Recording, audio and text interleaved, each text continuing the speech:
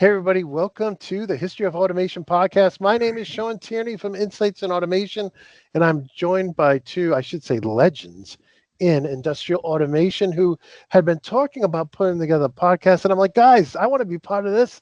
I'm also trying to start an automation museum. So I said, hey, why don't we get together and do a podcast about industrial automation, the history of it, those old products with, people just coming into the industry don't know anything about. And I think it's very important to know our history and the problems we solved. Otherwise, we're, could repeat those same things, those same problems again. Like maybe put the memory module back in the bottom of the controller so we can't get it out when it's in the chassis. Why did we have to go through that twice? But I digress. I want to go ahead and start off this episode of the podcast by introducing these two legends of industrial automation, and they didn't know I was going to call them that, but that's what they are in my mind. And let me start. I'll go just clockwise around the circle here and start with Jeremy. Jeremy, my viewers know you from the Automation Podcast, but a lot of people who are watching this didn't catch that old episode. So could you spend a minute and just kind of introduce yourself to the audience? As an automation veteran of almost 50 freaking years, I started with Allen Bradley back in 1977 and spent 10 years with them being a PLC specialist, industrial computer specialist, drive specialist, probably any other specialist you could throw a dart into, and did some preliminary technical sales work with heavy duty automation companies, steel plants, mining. So really got to understand the needs and the wants of people with regards to automation in its infancy. And from there, I decided that training was really where I wanted to go. So I started the training program for Allen Bradley in Canada back in 82, 3-ish, something like that. Out of the Toronto district office, and trained 1,500 people plus, and decided to go out on my own in 1986 and writing code, doing project work, systems integration, as well as in-person training. And for a small portion of time, I was a product manager for a software programming company called Teledecan Resources in Houston. And that lasted for a couple of years, and came back to Canada to continue the systems integration work, and started writing for Control Design in 1999, as well as Manufacturing Automation in the early 90s, which is a Canadian publication. And at that particular juncture, who knew how it was all going to go? But I'm still here and freshly, publicly retired from writing any code, and people are probably happy about that because I probably would make mistakes. So that's the life story in a kernel. Well, thank you very much, Jeremy. That was actually well done. And Gary, could you introduce yourself to the audience? Hi, my name is Gary Wilkinson, and like Jeremy, I've had two good careers. The first part of my career is basically in the military industrial complex, both in a uniform in the military as a civilian, and later a corporation called McDonnell Douglas. And how along that coincided with Steve Jobs. I lived in Monterey, California, near San Francisco in the early 80s. So during the course of that job, I very familiar with technology, always went to night school, and I started training. And that's what I really enjoyed, training. So after a period of time, I said, boy, I love training, I love technology, but I'm looking for a different atmosphere. I'm looking for one of those startups I always dreamed about. I'm hitting middle age here. And I looked in the paper, and there was a company called Triconex. And this was 1995. And so I said, wow, that's amazing. So I still remember pulling up in the parking lot and going to this small building in Irvine, California. And I just thought to myself, well, I have a secure job, a great job. Whatever these guys are doing inside this building, I don't care if they're making donuts. I'm in. just let me, and it was an amazing experience. It was electricity that, again, coming out of kind of the government bureaucracy was pretty amazing. So I spent the next 25 years there. They hired me as their trainer, their training manager, and that's where I got acquainted with IEC 1131. And I don't know how Jeremy's paths and I did not cross it much earlier, but it was a fabulous job. We officially retired in 2021 from Triconex, but I'm still a consultant. I'm also a full-time professor at Cal State Long Beach, where I use my corporate training background to teach business communication. So both were great gigs. I could not be more enthusiastic about the automation industry, the safety industry. And that's why I'm here. Well, Thanks thank for you, listening. Gary. No, thank you, and I appreciate you both very much. Now, those people who are familiar with me, I got started in this crazy industry in 1990. I had programmed computers most of my teenage years. I spent programming computers, when I wasn't playing basketball, trying to get my car working, and I just love programming. On the original Apple IIs and on the the VIC-20s. People from that age know those platforms. And so I went to college for electronics. My father's a mechanic, so I loved building circuits too. I didn't want to just program. I wanted to do building circuits. And that kind of electronic knowledge, when I got into this industry in 1990 as a tech support specialist. So tech support. So my job was to get certified with Rockwell and then work at a distributor and help people, with their questions on all what we called back then high tech stuff, everything from sensors to PLCs. And so I'm got into this industry much later than these gentlemen. And, but it's been an interesting ride because after 25 years doing that and with territories getting bigger and spending more time on the road, I decided to go off on my own to start a YouTube channel and to start a training business. And now I get to work with all vendors, which I love. Not that I fell out of love with all the products I used over the years, but now I get to work with just all the different vendors. And it's just for me, it's so interesting intellectually to see how different vendors do things differently. Some people, you have fans of the Mustang or fans of the Audi or fans of a BMW or, the Chevy or the Corvette or, but, I'm more like somebody who just appreciates cars. I appreciate automation. And I just love seeing how people do things differently.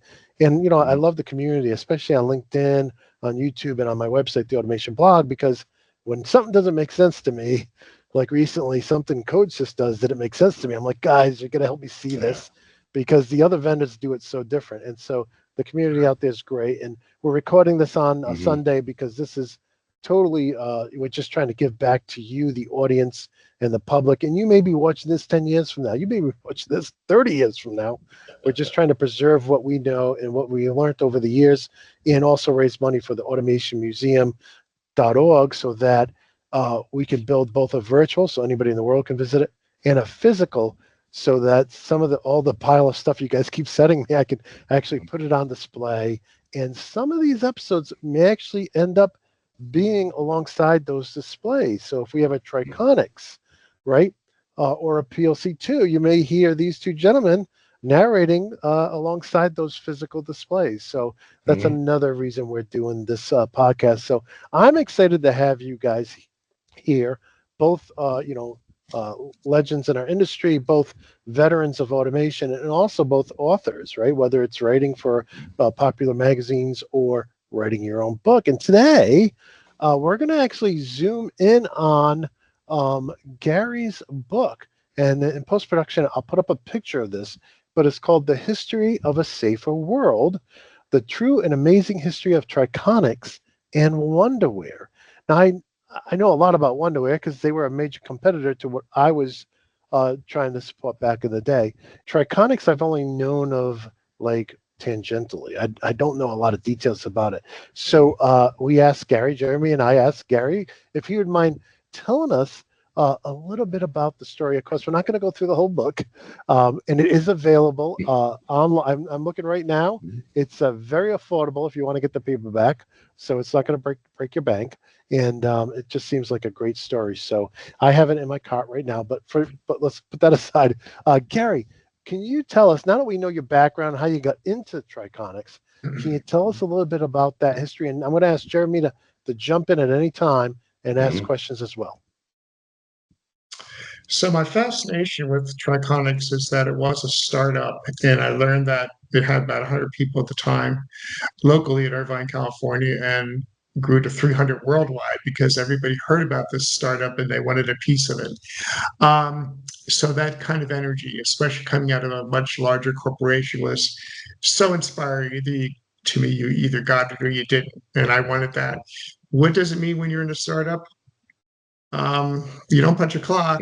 There's real long hours, and then when you have real long hours, then you go out and have a dinner together and drink together, and you see a lot of these people, and you just kind of love what you're doing. Now, later on, family, you got to balance things, but you do. But you have that excitement in your career, and you kind of grab it, and that's what Triconex was. Not to say it was very easy. It was very competitive. A lot of people wanted those jobs. I just happened to be in the right place, the right time. And Triconex was putting out a version. In fact, they were just moving to Windows at the time. This was 95, which was revolutionary. And so I was really in charge of the software, training the software from that. And from my window, if I looked across the street, there was this company called Wonderware. Who are they? Oh, they used to work here. All those guys, the founders of Wonderware. Yeah, they were all part of the beginning of Triconex. Really? That's so interesting. Yeah, and then they went off and started this software company and became 4 times larger. 4 times larger, how's that? Well, Triconex made let's say, a $100,000 box, a big, big computer. And everything was built, designed, and manufactured in Irvine, California, actually for almost 25 years. And that's a lot of money to ship and maintain a lot of costs. So a lot of overhead. Wonderware produced a brilliant product, and they produced it on 2 floppy disks. And production costs were a little lower. So both of them had amazing stories about advertising themselves, and a lot of customers just started. These guys are showing up together, getting international certifications. They went to Europe very early, where IEC was really based. So almost like for the higher the standards, the better it was, particularly for Triconex. The higher the technical barriers were, that's what the Tricon was. It was kind of unique. And it used a technology called TMR. Anybody know what TMR is? Stands for triple module redundancy. So I knew that was really the foundation of the business plan, using triple module redundancy, which gives you what we call safety plus availability. For triple module redundancy, there's 1 out of 2, there's 2 out of 3. Well, this was 2 out of 3, 1 out of 1, 1 out of 2, 2 out of 3. So that simple loop, that simple algorithm, that's where all the money went. And that's where everything that came in, safety plus availability, and those kind of buzzwords, that's what was promoted. And once, please, Shawn. No, I was just going to say, we hear a lot about safety systems, safety PLCs today, and that's usually 1 out of 2. Okay. And so when we hear people say I need a safety PLC, we're typically talking 1 out of 2.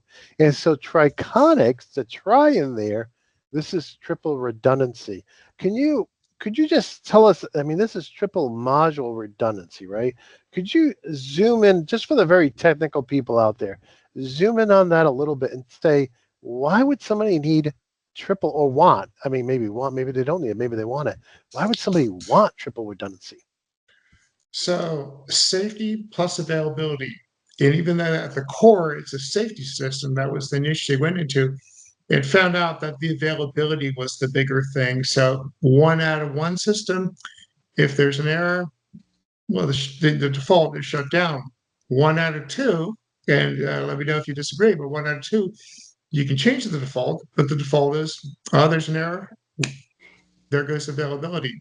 2 out of 3, 2 have to agree that it's going to shut it down. So that was the availability. So in the early days, and still today, probably 90% is bought for availability. They don't want this system shutting down on a false trip. And that was the Right. real niche of safety plus availability. Mhm. 2 out of 3. And Yeah. triple module redundancy, Triconex certainly didn't invent it, but they certainly promoted it. And there wasn't too many TMR vendors out there at the time. So Mhm. yeah, that safety plus availability was really the big thing. Yeah. And with availability.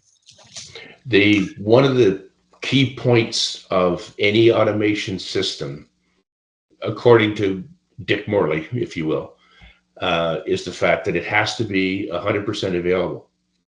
And the whole idea of making something 100% available would require the hardware to be as bulletproof as you can get it. And that's why the initial Modicon systems didn't have an on-off switch, right?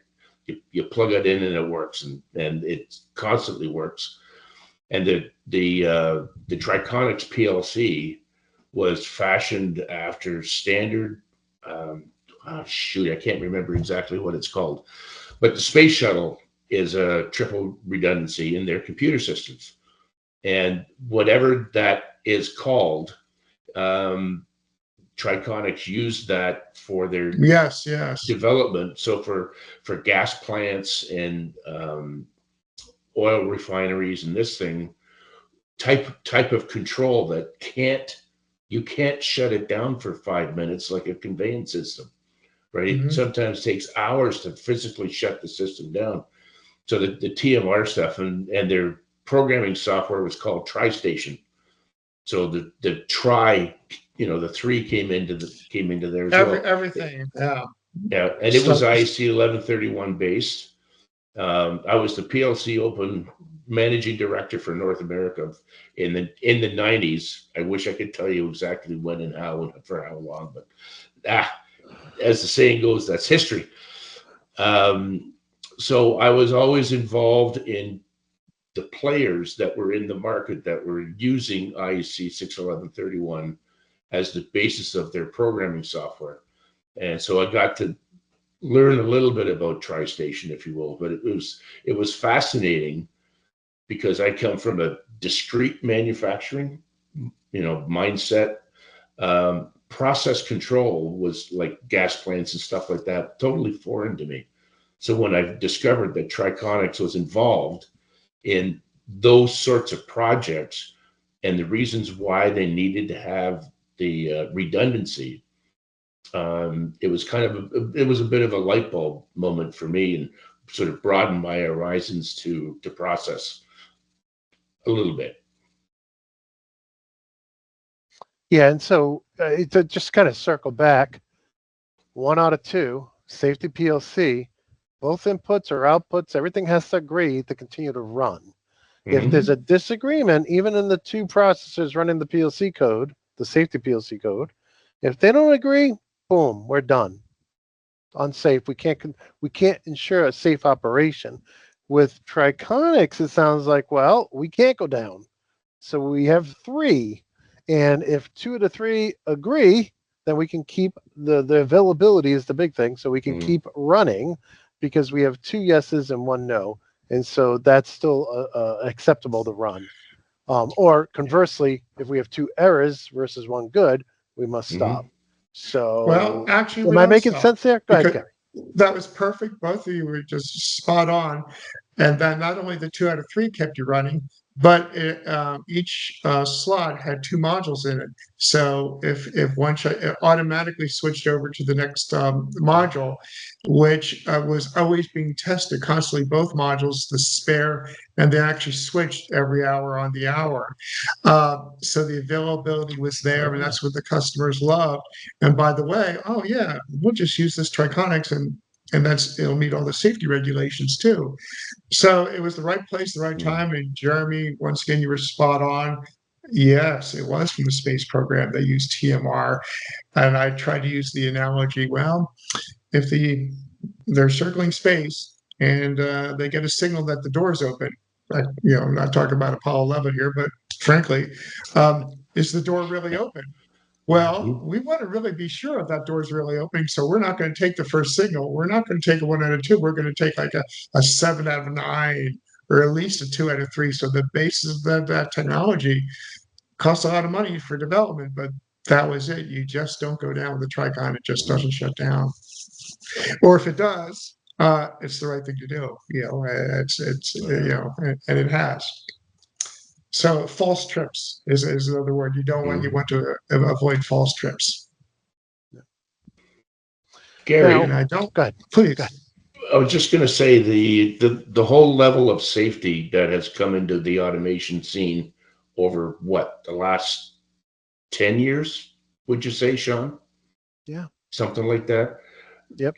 Triconex must have influenced that section of the market. Is that something that you would agree with? Are you talking to me? Yes, I am. Yes, very, very much so. This was back in the 80s where out of the first 8 employees, they hired a couple of PhDs and guys who did the math, and they wanted to get that math approved and certified by a big milestone was TUV, the tooth. Yeah. And this was located in Rhineland. And once the TUV signed off on, yes, the Tricon stamp, it's TUV certified for SIL 3 operations. That was marketing gold, but that was a lot of work and a lot of money, and that was a big push in the early 80s. The hardware guys were doing their thing, the math guys were doing their thing, the software, we'll just use some ladder logic. That's where the Wonderware guys actually were pretty good at. And when I came on again 10 years later, that's when we started with the IEC standard and then the Windows-based. But a lot of work, a lot of money, but nobody else was going to put that money into that kind of niche marketing. But that's what Triconex was about, and got lucky, a lot of luck, a lot of successful, a lot of money. Just a little trivia: they broke even. This was from the CEO. They broke even after 7 years from the start of the company. They actually got that to that zero. How many companies get to do that? Well, maybe more now. Yeah, we're losing tons and tons. But so from the original people at Triconex, they just think the venture capitalists just forgot about them. And when they looked at them again, oh, they're number one. And around 91, they actually got on the cover of Business Week magazine as one of the 250 fastest growing companies in the US. So a lot of work went into that. But once they got that niche, then out there in the people's minds, well, we got to have a Tricon for the safety system anyway. Was it mainly used in sort of high level processes, if you will? Yeah, the more volatile the process, the more the Triconex you would look at a Triconex for that, and that's with the fire and gas. The tragedies we've had in the 80s weren't directly related to, but it should put the minds of the public on safety. I'm talking about 84 Bhopal, the horrific gas leak. 2 years later, the nuclear accident. It started putting in safety into the minds of the big seven. And and Exxon, of course, was a great day when they came to Triconex and said, "We've heard about your system. We'd like to buy one." Now, of course, Exxon, when you're Exxon, you're used to, just give it to us. That was a nice day. And of course, Exxon remains the number one customer of Triconex. And, several people from Exxon came to Triconex after they retired. So a big day. Once Exxon was going to buy something, of course, at one time, the Seven Sisters also bought. So oil and gas was the main, market. And Wonderware did not have those restrictions. They could put their product in supermarkets. They're proud of it being in prisons. I mean, this was before it was fashionable. Candy stores, anything. That was the beauty of Wonderware, who, by the way, did some programming for Triconex. So, to me, there was 2 amazing stories. Yeah, can you tell me a little bit about manufacturing? It sounds like you guys not only did all the engineering, but the manufacturing in Southern California.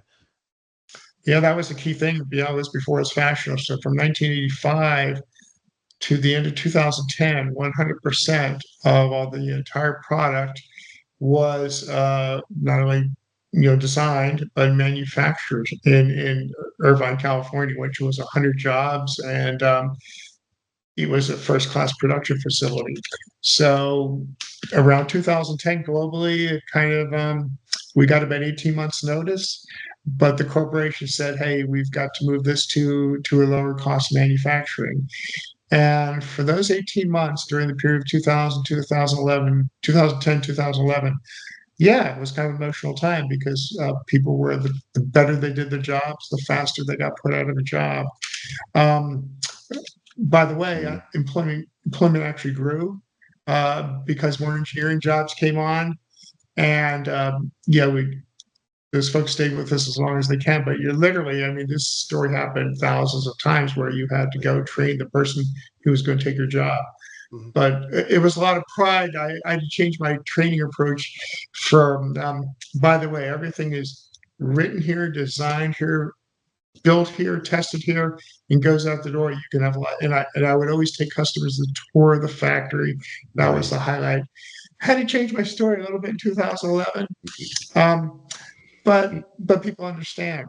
And yeah, we were one of the last, people to leave town, shall we say, in the engineering and production in Southern California. So yeah, thanks for the question, Shawn, because it brought back memories, and the professionalism of people was just amazing. I'm curious if you had any competitors out there. Like, did you have any? Was there anybody else doing like triple redundancy out there? So it's such an expensive. There was such it was and remains such an expensive field to enter that why. So if you're Exxon, well, just buy the company. Well, they probably thought they did. There was another company you may have heard of called Honeywell. Well, we own Triconex.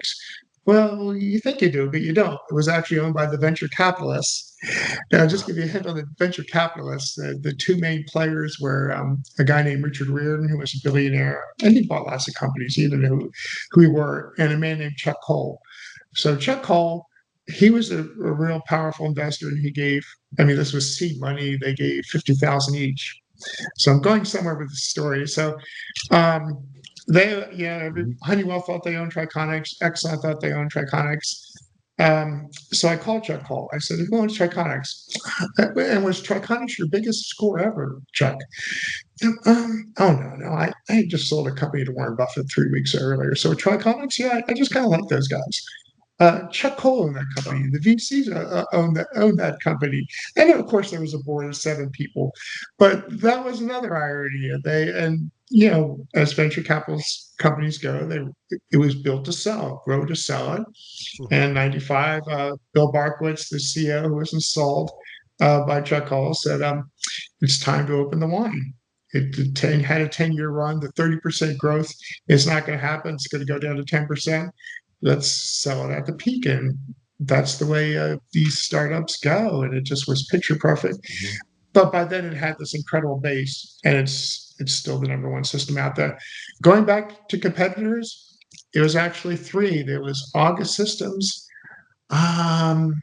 Triplex, I think it was, ICS Triplex, who were long ago bought by someone else. They were TMR vendors, but they just didn't have the money, the commitment, the luck, and Triconex was number 3 out of the 3 vendors. And early in the 90s, they came to the Triconex board. Hey, should we buy these other 2 guys? No, don't buy them. Let's keep August. Let's keep ICS Triplex going, so they can use their marketing money, their sales money, and just keep promoting this TMR. And they were eventually bought by other companies. So there were 3 competitors. Then there was only Triconex, and now is there a competitor? Well, not really, because everybody's going to say, hey, my 2 out of 4 technology works. This is going to work. But just to go ahead back to the drawing board and build a true TMR system, how do you justify that to finance? Right. So that's my story. I'm sticking to it. That's my history. I'm sticking to it. Wow. Amazing. I didn't, in the rounds that we made in all of the trade shows and, like IPC in Detroit and this, that, and the other thing, where Triconex, they would have booths and stuff. But I never ran into any other company that was doing safety per se, as such. But So I just thought that they were the only game in town. Pretty But much. And just, yeah, they safety was were. almost a niche. But Yeah. hey, there's 2 out of 3. Wow, it really does work as the safety Yeah. also. So right place Mhm. at the right time. Why did well, John Weimer was one of the founders of the Yeah, company. he was the founder. Yes. So what was the impetus? Because there must have been systems in place prior to 1985 for some level of safety at oil and gas refineries and gas plants, etc. What was the impetus for actually thinking to design and build a TMR system for industry? John Weimer is actually as a VP for August Systems, the original TMR vendor. Yeah, that's what you Oh, see for a lot of these things. And I talked to him, and by the way, he was forced out after a couple of years because they spent a lot of money. So by '86, Mhm. that's when the VC guys got in and they installed their guy, Bill Barkowitz, who was just this great manager. And Yeah, yeah, I've met Bill. he managed, and he let the engineers be the engineers. And by the way, the engineers who are the engineers, I meet with every Wednesday evening for coffee or wine online, and I'm still the youngest kid on the block. So that's great. But the guy, his name is Gary Houghton, who really was the chief hardware designer in 1984. He still work as a consultant. So there's actually been 2 chief designers in the 40 years of Triconex. The current one is AJ Mishra. So that kind of familiarity, that trust is just was a lot of luck, and Mhm. just to meet with those guys and they all knew each other and they kind of drifted from. But I think getting back to your point, yeah, John Weimer came from August Systems and said, Yeah, I think I'll start. He had an entrepreneurial bent, wanted to start his own company. He can be credited as the founder of Triconex. wonderful. It's who funny how owns? Go ahead. No, go ahead. no, after you, Shawn. Now, I After was you. just going to say, who owns Triconex today? So of course, the whole goal from 85 to 95 was to sell the company. That was the VC goals, but they just couldn't believe the growth was amazing. So they waited till, and once they got ready to sell, everybody wanted them. Rockwell was a big bidder. In fact, Rockwell thought they had them, and but the role of the owners is to get the highest price. So some company called CB, which is a British company, came in 94 and 95, and they bid the highest price, which was the goal. Okay, it's yours. It was a British-based company with a long history of CB systems. 5 years earlier, they bought a company called Foxborough in '89. Mhm.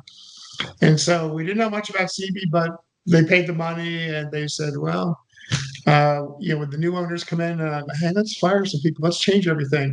But after a while, I mean, we don't really understand what these guys are doing. So they pretty much, in fact, left Triconex alone because it just kept making money and they kept growing the base. So we even had this new owner, CB, from I would say, well, actually 20 years, and it later became Invensys.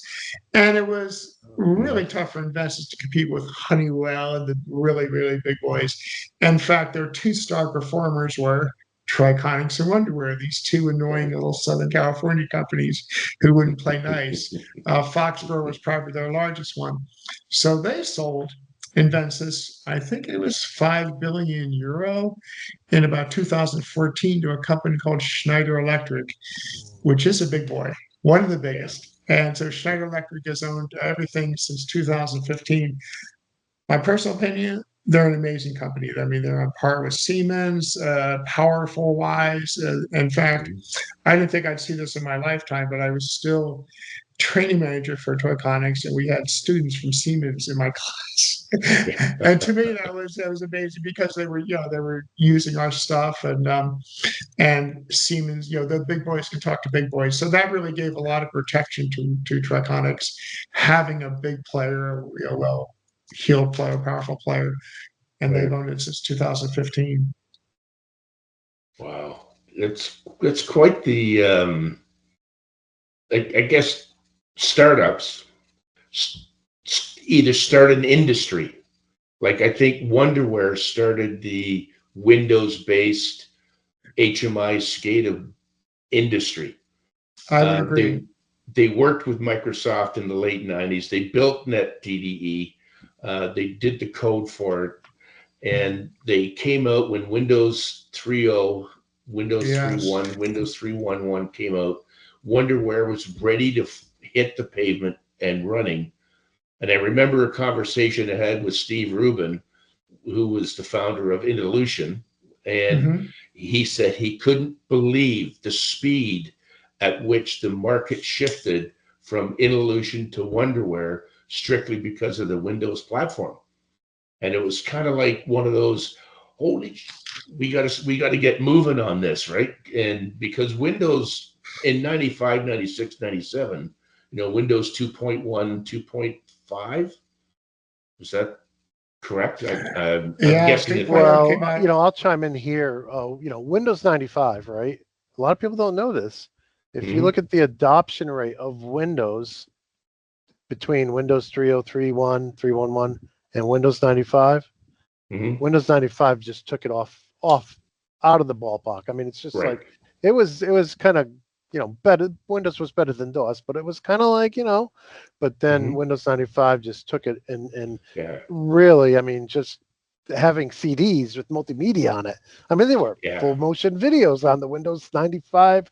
I waited in the line to pick up Windows 95.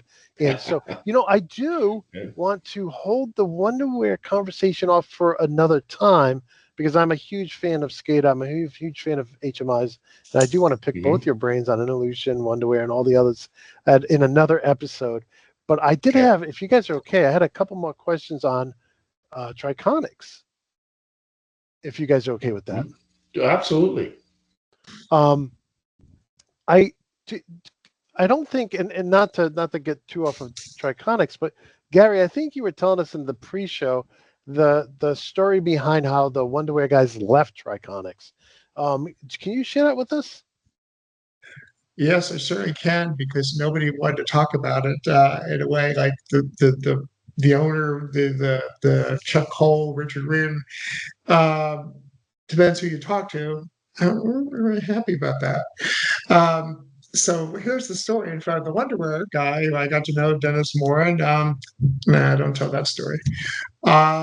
I think I can bring in a guy named Phil Huber, who was a co-founder. Dennis Moran definitely credits him as a co-founder. He's an amazing guy. He's still very active, and he's probably 15 years younger than Moran, but Moran will credit him as the co-founder of and so getting back to now I'll get to your question. Now rephrase your question again for me, Shawn. Okay. Because it's amazing. Yeah, so I don't want to jump into SCADA right now or HMI right now, but I do want to kind of understand how Triconex spawned Wonderware, right? Because they left the one across the street, right? And I think that's so interesting because I never knew that the Wonderware guys came from Triconex. Absolutely. And so the Wonderware guy said, we'll say, no, we didn't. They did. We worked for other companies too, but they were, so what happened, they came in 84. Dennis Moran was a programmer for Triconex. Phil Huber was the software manager. Gary Houghton was the hardware manager. And the guy working in the operating system, name, I actually know all 7 names, but they were apparently moonlighting at Dennis's apartment, and moonlighting for a year or two. And so in 86, there were some layoffs. Triconex was a lot of money for 86, and there were a lot of layoffs, and they laid off Dennis Moran, among others. They didn't lay off Phil Huber, and they didn't lay off, actually, pretty much was Dennis Moran and a few other people. So Dennis Moran, took his marbles and said, I'm going to start this company. I mean, he's a brilliant guy. He's a genius guy. Passed away way too early, around 2013.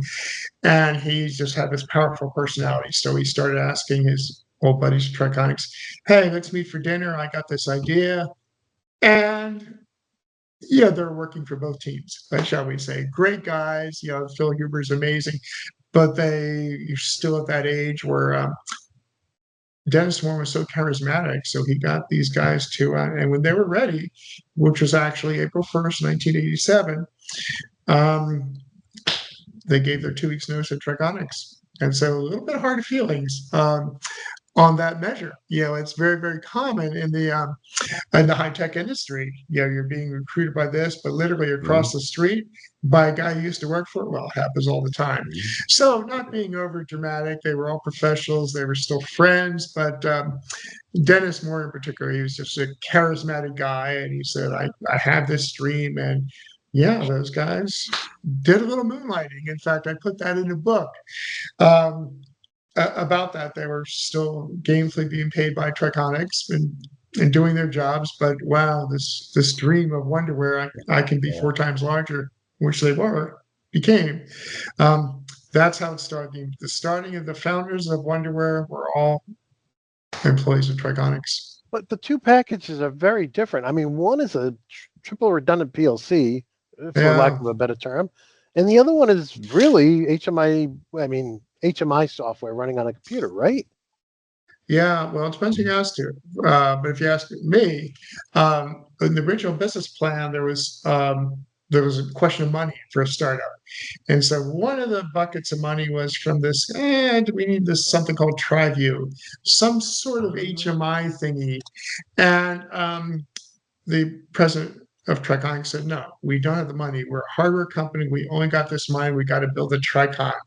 And so the software guys were just stuck writing this, little ladder logic code, and maybe it wasn't as exciting for them because they hired software and hardware guys. But that was, as the historian, what I saw.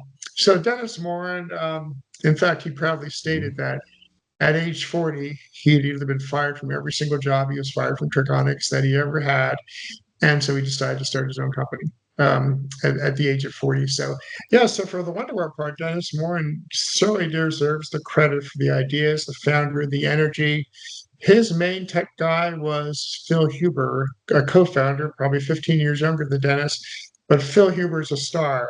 And he just has this, he's still an entrepreneur. He's the guy they sent up to Redmond, Washington to work with Bill Gates. Phil's on NetDDE. Like Phil Huber, depends who you talk to, should get some credit for NetDDE. Microsoft, I suspect, took the patent. But once that NetDDE came in, that means that was perfect. It was 91, 3.0 came out, NetDDE. Wonderwear could talk across networks, talk across applications. Wow. But there was, again, all those trips in the 80s sending Phil Huber up to talk to, I remember he said he talked to Paul Allen and he talked to the manager there, C. Balmer. And the only thing you heard about Bill Gates was he kept just screaming in a closed doors office, screaming about things like that, which is a great story, of course. Both those guys have had two amazing stories in my mind. Yeah. I remember meeting Dennis for the first time at the classic Wonderwear parties. Back, it was a late. I think it was I can't remember exactly if it was late 80s, early 90s, but it was the day that I think Wonderwear went from being, they were a public company, but they got bought by whoever bought them. I can't remember the dates. Same. Actually, 98, they got bought by Vestal. I was doing some consulting for Wonderwear in and around the time, and I was working with Mike Brooks and Mike Gonzalez, who were with Wonderwear at the time, and they were not happy with the switchover, if you will. But again, that's just opinion. But I don't think Mr. Slavin did what he said he was going to do. But again, that's a matter of opinion, perhaps. But so, just to wrap up our Triconex discussion, Jeremy, did you have anything else for Gary? And then Gary, I'll give you the final word on Triconex. I know you have a whole book out there. We'll put the image up in post-processing. We'll put an image of the book up so everybody can see it. But I do want to give Jeremy, did you have any final questions for Gary as we wrap up this episode? I think one of the, a startup company starts up typically, and Wonderware is the same, right? Because TriView was being developed, it said, no, let's go do it on our own. Startups happen because they see a need, because what exists isn't either good enough or blah, blah, blah, blah, blah. So they start up, they create their business, and then somebody else starts up and leapfrogs them in technology and puts them behind the 8 ball. But Triconex has always survived. What do you think, based upon the culture of the company, why do you think that they've had such great success and longevity in the business that they're in, over and above the expensive or the cost of entry? They were founded in 1984. What is to 2025? Is that 40 years? They've had two lead engineers. That is Yeah. incredible. Gary Houghton went from 1984 to about 2003.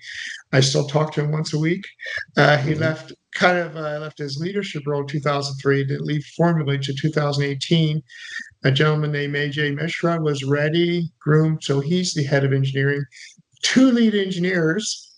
Guess who wrote the operating system in 1986? He's still there. He's more as a consultant. And actually, the key is what's in that operating system is the way it does all the 2 out of 3 and things like that. But luck, right? Incredible stability. And they just spent this money early in the game convincing customers that you can trust this. In fact, I think a company has a product called Trusted or something. Better call Trusted. You can't trust Trusted, that sort of thing. So that work that they did up front, getting customers, getting Exxon to sign off on it, the stability of the company, it amazes me. It amazes me. Again, I'm still meeting with the 12 engineers every Wednesday night on Zoom, and a few of them are actually connected with the company. But if they have a problem, you guys know what tribal knowledge is. I haven't learned tribal knowledge. Well, they have the tribal knowledge, and just amazing guys. Yeah, amazing. Wonderful. Well, certainly a success story, isn't it? Wow. I believe so. I want to throw out an opinion about that too. I think a lot of companies who are making just standard products, maybe a standard PLC or a standard HMI, they're more apt to take the product into unique places, and places sometimes that don't pan out. So young people come in, they think they're going to revolutionize a product, and I've seen this over and over again. They play with success and trying to put their own spin on it, and it doesn't do well, and I think we've seen a lot of companies do that with some of their best brands. They say, well, we're going to go in this way, and then sales start going down because they're not listening to their customer. They don't truly understand why people buy what they buy. And so when companies do that, it hurts, and it can hurt their sales, and it can be difficult for the people out there using it to have these things happen to the product. And I don't want to get into any specifics, but I've seen this happen many times over the years. But with a company that's triple redundant safety for the biggest, energy producers in the world, maybe that's not a place you want to take risks and force some new marketing person in there to spruce it up, put a lot of new colors on it, and I mean, we even see some car companies that have almost gone out of business because they're saying, oh, we're going to go through this, we're changing our look and our feel, and then nobody wants to buy them anymore. So I think from one aspect, I think they were safe because what they did was very, mission critical, right? And I think whereas, maybe other products, and I'm not saying that Wonderware or these other companies never had a dud, but we all know companies that have had duds that maybe somebody came in, this is going to do great. And one product I liked that Rockwell made was called Pathfinder, but I thought it was way overpriced, and I thought it was a little clunky. But the concept was great. We could never get people to see, to buy enough of it so that it would become a product that could be sustained. But so I'll throw that out there as my idea of maybe that's why all these companies that ended up owning Triconex didn't mess with the secret sauce, because they knew they could lose that marketplace if they did. Thoughts? I mean, could that possibly be it? So for several years, especially during the Inventus years, the big Mhm. money makers were Triconex and Wonder were turning the profits. So Mhm. they're bigger companies, they're other companies, but these guys are putting. So of course that became more popular. What's your secret? What are you doing? Yeah, if you could just leave us alone, we'll just keep it. So that was amazing that they were so profitable. Both companies were really big on users groups. Hey, and golfing outings and things like that. Just keeping that, fanatic. And I was part of that myself here. Just to you got close to customers, and often they just it was called called the steering committee, and maybe the customer wanted to steer us too much, but the trust they built up during those years and the Right. money Triconics and Wonderwear made, we won't try to change them too much, as you gentlemen indicated from other companies, even though the temptation's always there. Hmm. I remember when Coca-Cola came out and said, "We're going to make this new and improved," and I don't I think I've liked ever it. seen anything. Did you? I was the only one. I'm like, this is You pretty might good. have I like been. this. I think I was the No, only you one who might was have on the been. market for like a few weeks. And then it's kind of like, oops, I think we made a mistake. And then they rebranded the original Coke as Coke Original or whatever it was. Coke I can't A remember. Classic. classic. Coke Coke Classic. Classic. Thank you. And it's still Coke Classic today, I I'm think. Canadian. I'm a beer guy. I'm not a soda guy. So It was Coke Classic for a long time. I don't know if it yeah, still has a classic on it, but don't yeah. know either. But Yeah. Well, but gentlemen, I it's want to thank you. I'm looking at the time here. Let's mhm. go around the room one more time for closing thoughts or statements, and we'll go Mhm. to you again. We'll go clockwise on my screen, anyways. We'll do Jeremy first. Final thoughts. Well, in the years of the PLC back in the 70s, which was the initial technology startup in our industry. As the 70s and rolled by and the 81 came and the IBM PC came in, changed a lot of things in our industry and a lot more startups happened. And then startups get leapfrogged and startups disappear. They don't make the money. Um, they get sold to a company who thinks they can do a better job and it flops. And so the thing about Triconex, which is absolutely fascinating to me, is the fact that they have survived from a startup company to some company that has had so much longevity and success in the marketplace and still really doesn't have a viable competitor per se, if you will, in the things that they do. It's really just fascinating to me that they have built something so solidly from a hardware and software platform, but as well as the company culture. It's really kind of interesting. I think and it's definitely unique in the fact that because of what they do is so safety intensive, right? I think if we look at where businesses thrive, it's when there's lots of competition. Look Hmm. at car manufacturers, right? I mean, there are so many great car manufacturers. Maybe not every vehicle they make is great, right? But I have a Dodge Charger. I'm a huge fan. But I know my wife has a Nissan. And she also has a Chevy. And people like Honda. They like Audi. They like BMW. They like Hmm. Honda. And all these companies competing and trying to one up each other. And we see that in the PLC world today, where you have Hmm. Rockwell and Siemens and Schneider and even Automation Direct. You have CodeSys. You have so many people using CodeSys as their engine. You have people like Hmm. Phoenix with PLC Next. So it's just wonderful. And Opto 22 and other great names, Soft PLC even. And there's so many great names out there, all just pushing the industry forward. And you need that competition. It's like the Olympics, right? Nobody's Hmm. going to try to jump higher or run faster or throw that javelin farther if they're not competing. And we need the Hmm. competition. And it's a lot of people say, well, there should only be two choices, like Android and Apple. No, that's actually bad. That actually limits creativity, right?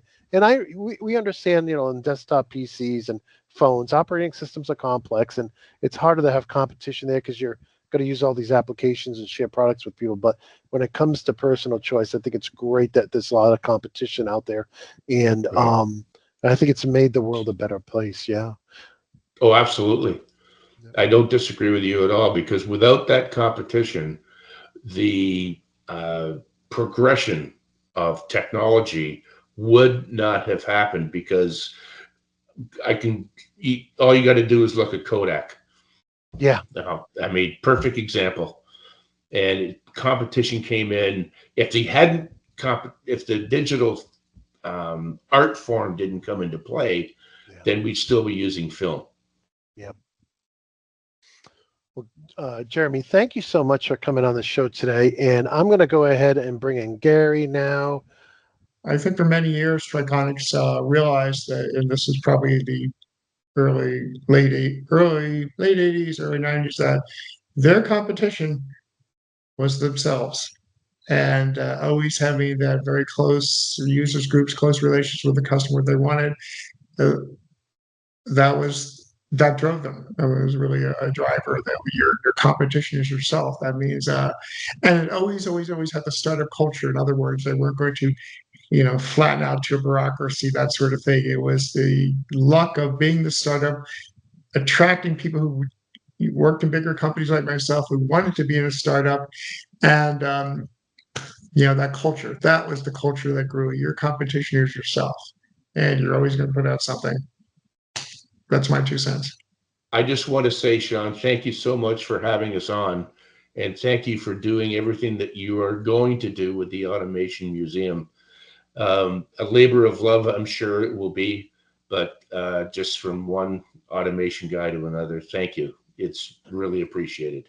Well, I want to thank not only Jeremy and Gary for agreeing, first of all, for your kind words, but also for coming and sharing. I mean, I'm learning stuff because I wasn't part of this world.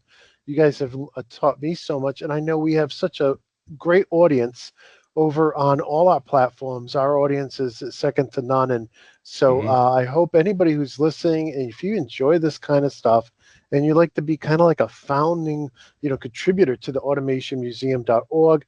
Again, the goal is just to get the 501(c) set up and then start working on both a virtual and physical museum. I'm going to be trying to do videos every couple of weeks on just showcasing some of the stuff you guys have sent me, and then maybe showcasing some of my old stuff as well, just to kind of keep it in front of people. And we're going to keep recording these episodes. These two great legends of automation will be coming back on. We're giving up part of our weekend to try to at least get this recorded. It's out there. It'll be out there forever. And I do want to put another pitch out there again for Gary's excellent book. I can't wait to film another episode to talk about the history of Wonderware, because I think that would be awesome as well. But in any case, gentlemen, thank you both very much for coming on this episode. And again, any of you out there who want to contribute to the nonprofit automationmuseum.org, please visit that website. And until next time, my friends, I want to wish you all good health and happiness. And until next time, peace.